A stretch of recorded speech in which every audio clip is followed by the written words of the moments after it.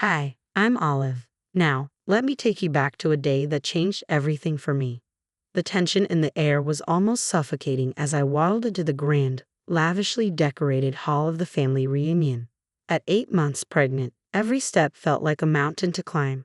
I should have been resting, but there I was attending at the firm request of my mother-in-law, Mrs. Beverly. Olive, dear, you made it. Mrs. Beverly's voice cut through the crowd, saccharine sweet with an underlying sharpness. She approached, her eyes sweeping over me from head to toe. You look well, considering. Thanks, Mrs. Beverly, I said, trying to keep it light. It's a bit overwhelming, but I'm managing. Oh, nonsense. She waved her hand dismissively. Pregnancy isn't an illness, dear. A little activity will do you good. Come, join everyone in the garden. The garden, beautiful, sprawling, and buzzing with activity. Family members I barely recognized from Chris's side were playing lawn games, dancing, even volleying a ball back and forth.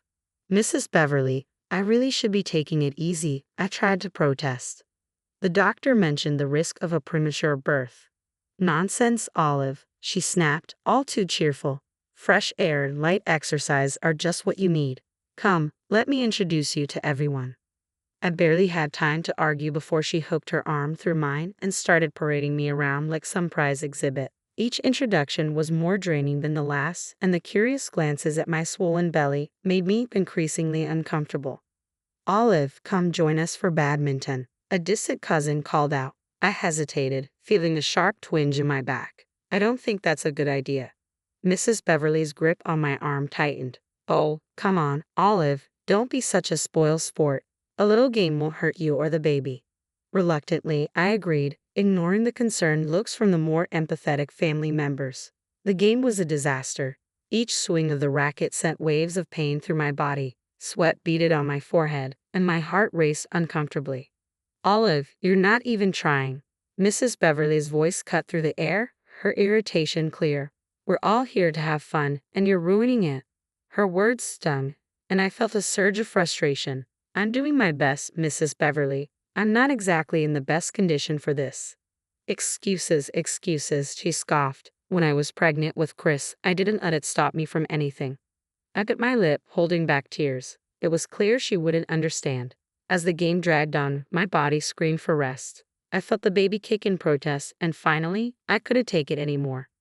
I need to sit down, I gasped, clutching my stomach. Mrs. Beverly rolled her eyes. Fine, go sit, but you're missing out on all the family fun. I made my way to a chair, my body aching, my heart heavy. This was supposed to be a joyous family reunion, but all I felt was isolation and disregard. Mrs. Beverly's constant pressure and lack of concern for my well-being, it was all too much. As I sat there watching the family laugh and play, a sinking feeling settled in my stomach. This was just the beginning, and I had a gnawing sense that things were about to get worse. And then, they did. Mrs. Beverly approached, her face twisted in irritation. You're making a scene, Olive, just sitting there while everyone else is having fun. I'm not trying to make a scene, I said, my voice shaking. I'm genuinely not feeling well. That's always your excuse. You're not the first woman to ever be pregnant. I felt a wave of frustration. It's not an excuse. My doctor specifically advised rest and minimal stress. Oh, please, she scoffed. You're just being dramatic. What you need is to toughen up. I couldn't believe what I was hearing. Was she really this oblivious? Mrs. Beverly, my health and the baby's health are at risk. Why can't you understand that? Because I don't coddle weakness, Olive. That's the problem with your generation. Always so fragile. Fury bubbled inside me. It's not about being fragile. It's about being responsible. And you think you're being responsible by sitting here sulking while everyone else enjoys the day? Her words cut deep, and I felt another sharp pain. I'm not sulking, I said, my voice strained. I'm trying to take care of my child. Her expression turned icy. Your child? Don't forget, that's my grandchild you're carrying. Yes, I said, my voice steady, and I'm the one carrying it, so I think I know what's best. She stepped closer, her eyes narrowing. You're just trying to turn Chris against me. You've always been manipulative, I said, my voice steady but trembling inside. That's not true. Chris sees what's happening. He's not blind. I shot back, my emotions on edge. He's my son. He'll always choose his family, Mrs. Beverly sneered, her confidence unwavering. We are his family, too, I replied, feeling the tension rise. What happened next unfolded in a blur. Mrs. Beverly's hand lashed out, striking me hard in the stomach. Pain exploded through me, and I doubled over, gasping for air. The room spun, voices echoed, and I could barely make out Chris's panicked shout. "Mom, what have you done?" Chris's voice was filled with shock and horror. In an instant, his arms were around me, steadying me. "Olive, oh my God, are you okay?" I don't know. It hurts," I whispered, fear clawing at me. We rushed to the hospital as the pain grew sharper with every minute. The doctors swarmed around me, their voices a blur. Lying in that hospital bed, the reality of what had just happened sank in. Mrs. Beverly had crossed a line, one that could never be uncrossed. Chris sat beside me, pale and trembling, his eyes a mixture of fear and anger. "I had no idea, Olive. I had no idea she could do something like this." "Chris, I tried to tell you. Your mother, she's—" My voice cracked under the weight of everything. "I know. I should have listened. I should have seen it." The room fell into an uneasy silence, broken only by the steady beeping of the monitors. The doctors had stabilized me, but the fear lingered. What if something had happened to the baby? What if her actions had caused irreparable harm? "I'm going to make sure she never hurts you again, Olive. I promise," Chris said softly, but the damage had already been done. Mrs. Beverly had shown her true colors, and now we had to pick up the shattered pieces. The last thing I expected was for Chris to confront her so soon, but he did, right there in the hospital, his voice shaking with disbelief. "Mom, you could have hurt Olive and the baby. Seriously, how could you?" he demanded, his tone filled with a mixture of hurt and anger. "I did what I thought was right," Mrs. Beverly retorted coldly. "She's overreacting as usual." "Overreacting? She's in the hospital because of you." Chris's voice wavered, his disbelief growing. His father, David, stood nearby, his expression hardening. "I've had enough of your justifications, Beverly. This is unforgivable," David said, his calm demeanor masking years of frustration. "Oh, now you're taking their side too," Mrs. Beverly snapped, incredulous. "It's not about sides, it's about what's right and wrong," David replied, his tone heavy with finality.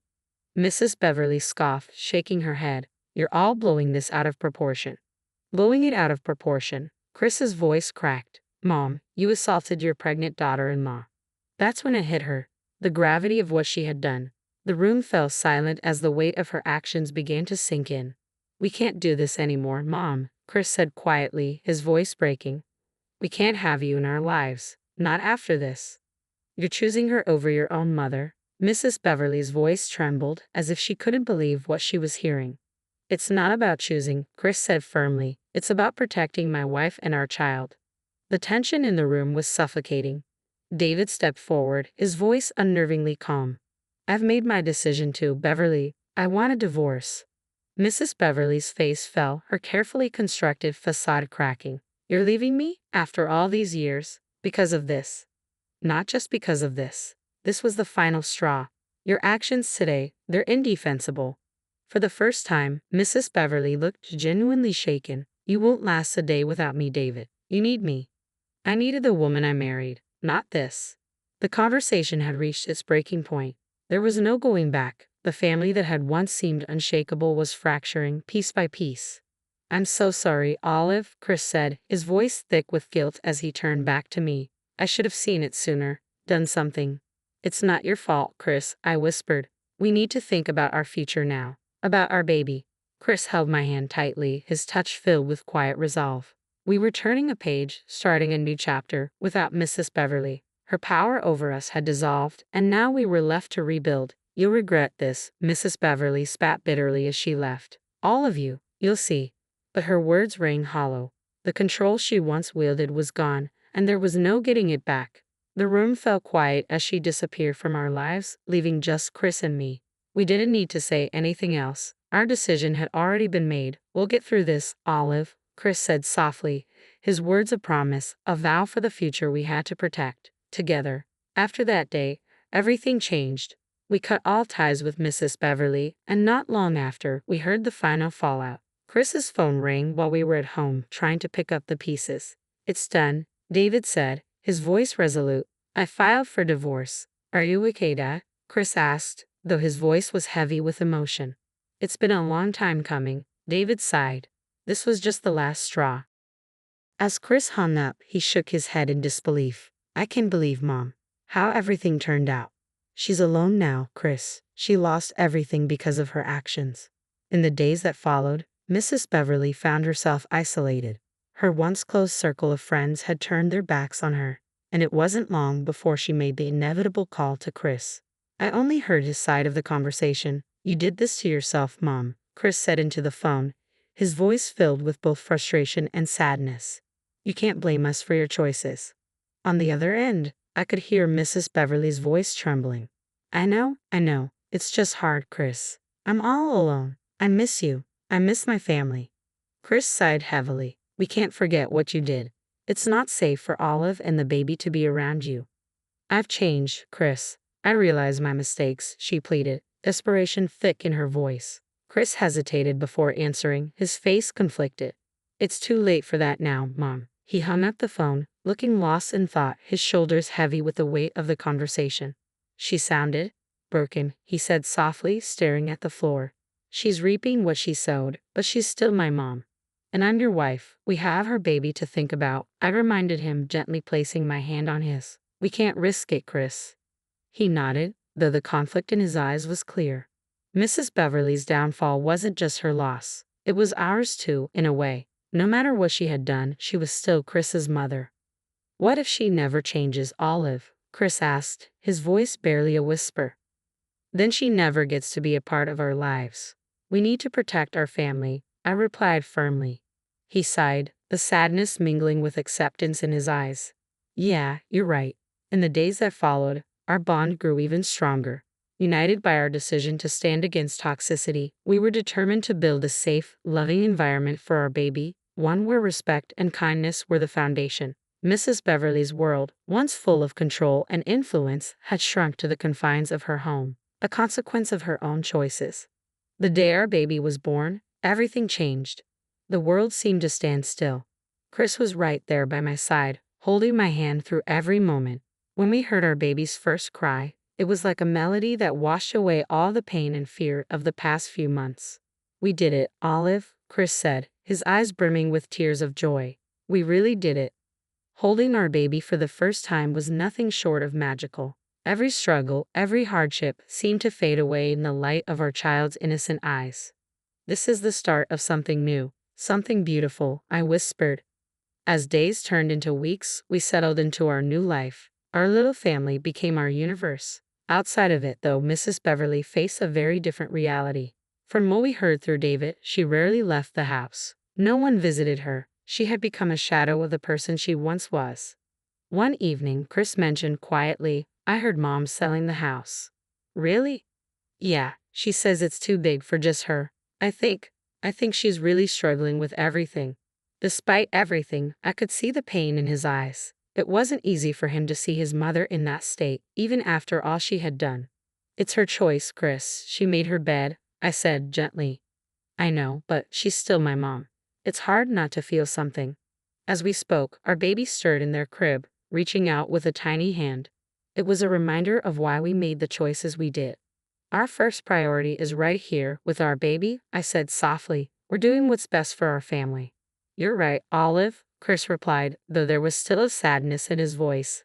I just wish things could have been different. Me too, Chris.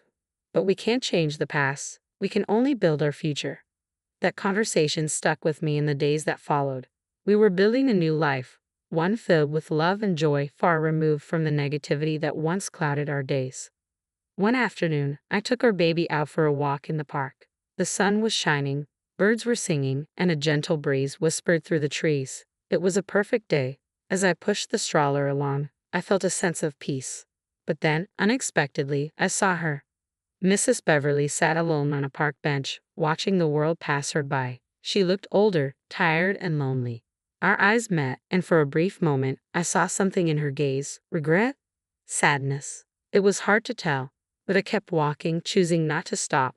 The path we had chosen didn't include her, not after everything that had happened. It was a decision made for the safety and happiness of our family, and I stood by it. That night, as I tucked our baby into bed, I whispered a promise. You'll always be safe, loved, and protected. That's my vow to you. Our life had come full circle, from the chaos and pain to the peace and joy we found in our little one. The road had been rough, but the destination, our family, was worth every step. How do you think facing difficult family dynamics, like Olive did, can change a person? Do you believe in severing ties for self-protection, or would you have chosen a different path? Let us know in the comments. And if you enjoyed this story, please like the video and subscribe to the channel for more engaging content.